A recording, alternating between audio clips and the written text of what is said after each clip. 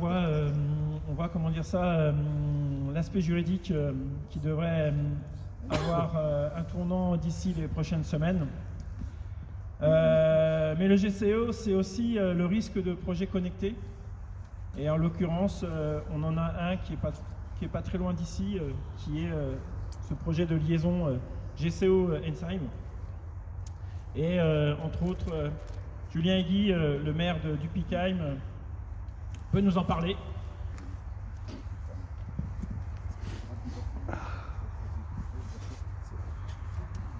Donc,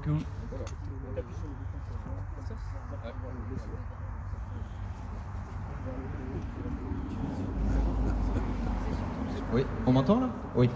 Donc bonjour à toutes et à tous. Je tenais d'abord et avant toute chose à vous remercier de votre présence ici parmi nous.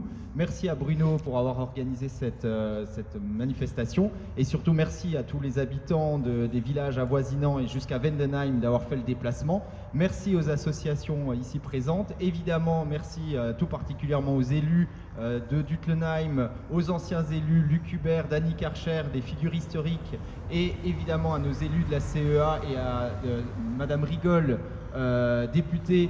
Merci de faire le plaisir de nous faire le plaisir de votre présence ici. Avec vous êtes beau temps. Voilà, avec ce beau temps exactement. Donc vous avez bravé le froid pour être parmi nous aujourd'hui et c'est très important pour nous tous puisque comme vous allez l'entendre et le savoir et vous l'avez déjà entendu par Maurice Vince et les autres, ce combat n'est pas terminé, n'est pas fini. Il y a encore bien des choses à dire, à redire et à faire.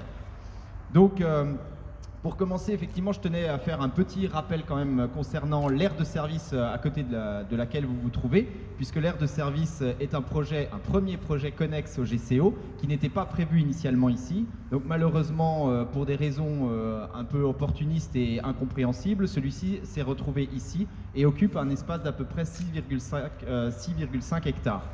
Alors évidemment, cet arrêté qui a permis la construction de cette aire de service, nous n'y étions pas favorables à Dupikheim. À Dutlenheim, malheureusement, mon homologue n'était pas élu à ce moment-là et donc la commune de Dupikheim a effectivement porté un recours contre cet arrêté. Donc à ce jour, nous avons aussi contesté l'arrêté.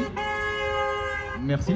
L'arrêté autorisant le permis de construire de l'aire de service, et tout comme pour le GCO, c'est assez hallucinant, ils ont pu continuer les travaux et même l'ouvrir avant même que le jugement soit rendu sur le fond. Donc nous sommes en attente justement de ce fameux jugement qui ne saurait tarder puisque Maître Zint m'a informé que c'était une question de semaines avant que le jugement ne soit rendu.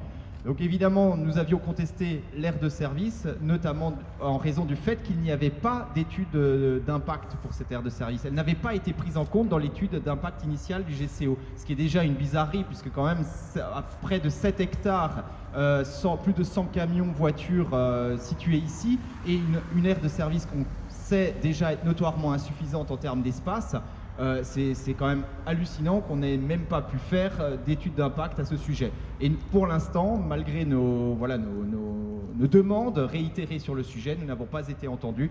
Donc il est important qu'on continue à se mobiliser et nos concitoyens sont très inquiets à ce sujet. Alors, je me demande, donc le GCO, comme vous avez pu l'entendre, il y a eu évidemment beaucoup d'avis défavorables. Et une étude d'impact entachée d'insuffisance d'après le tribunal administratif. Le GCO pose beaucoup de questions à nos concitoyens, notamment, et soulève des problèmes de nuisances sonores, des nuisances en termes de qualité de l'air, et également des nuisances visuelles, puisque comme vous pouvez le constater, nous sommes sur la partie du GCO, on va dire la plus laide possible. Déjà qu'une autoroute en soi, c'est pas déjà très beau, mais alors là, on cumule les défauts et les inconvénients, puisqu'on est quand même sur un barreau autoroutier qui fait plus de 7 mètres de haut sur votre côté. Donc on a cette magnifique vue qui nous cache désormais de la cime des Vosges et de nos homologues de Dutlenheim. Donc déjà, rien que pour ça, nos concitoyens sont très mécontents. Mais évidemment, ça ne s'arrête pas là. Il y a l'impact sur la qualité de l'air et sur le bruit.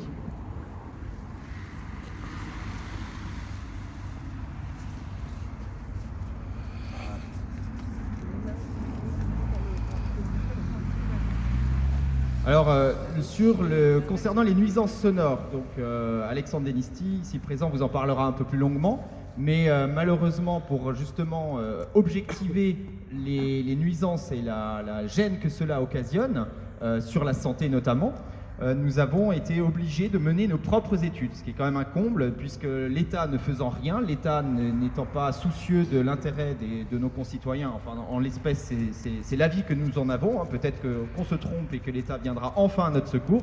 Nous avons donc dû diligenter une étude de bruit concomitamment, enfin non, pour l'instant uniquement sur Dupikheim, mais les autres communes souhaitent faire de même. Donc nous avons fait une étude de bruit avant et après, et d'après les premiers retours, nous avons déjà pu constater effectivement un niveau de bruit bien supérieur le jour, tout particulièrement dans les zones qui n'étaient pas encore impactées par le GCO.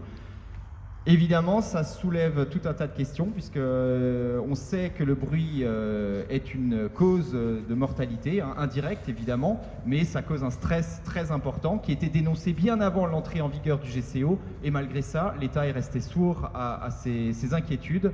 Malheureusement, aujourd'hui, nos concitoyens s'en plaignent, et auprès de la presse, auprès de nous élus, et c'est vrai que ce n'est pas évident d'y répondre et de leur dire que l'État n'a rien fait et ne souhaite rien faire à ce jour.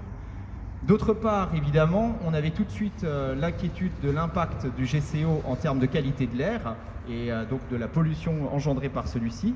Et c'est pourquoi les communes de Dupikheim, Dutlenheim, Ernolsheim, Kolbsheim ont souhaité faire une étude conjointe pour vérifier la qualité de l'air avant la mise en vigueur du GCO et après la mise en route du GCO.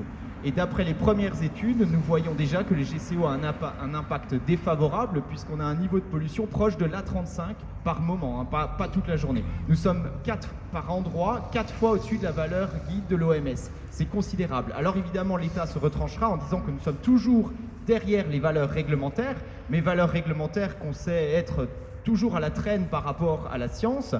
Donc on sait que à terme, nous rejoindrons les valeurs guides de l'OMS et à ce moment-là, on constatera et on pourra dire de manière désabusée « Ah ben c'est bien dommage, si nous avions su, nous ne l'aurions pas fait ». Mais bon, il sera évidemment trop tard. Je pense qu'il y a un certain cynisme chez certains de nos politiques qui est vraiment à déplorer puisque voilà, ils peuvent se douter, ils le savent, on les a avertis, ils ne pourront pas dire demain qu'ils n'étaient pas au courant des risques encourus pour la population et à ce moment-là, il faudra qu'ils en rendent compte auprès de tous ces concitoyens puisque il n'y a pas que ces 3 communes, hein, nous sommes bien nombreux à avoir été impactés et à être impactés par cette autoroute dont l'utilité nous paraît très contestable.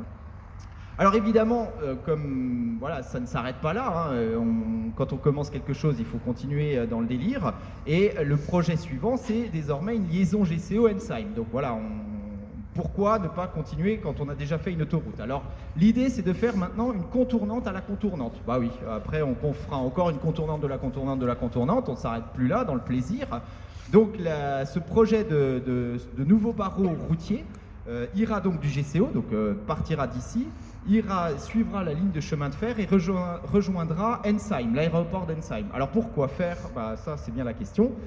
C'est notamment pour permettre aux futurs camions des logisticiens qui vont s'implanter dans des zones d'activité à Angenbieten. Il y a un projet de 20 hectares de zone artisanale prévu là-bas, 17 hectares du côté d'Ensheim également. Donc on est déjà à 37 hectares de zones d'implantation certainement de logistique. Hein. C'est en tout cas ce qui m'a été annoncé. Donc là encore, on continue toujours sur le même versant délirant de faire des routes pour des camions.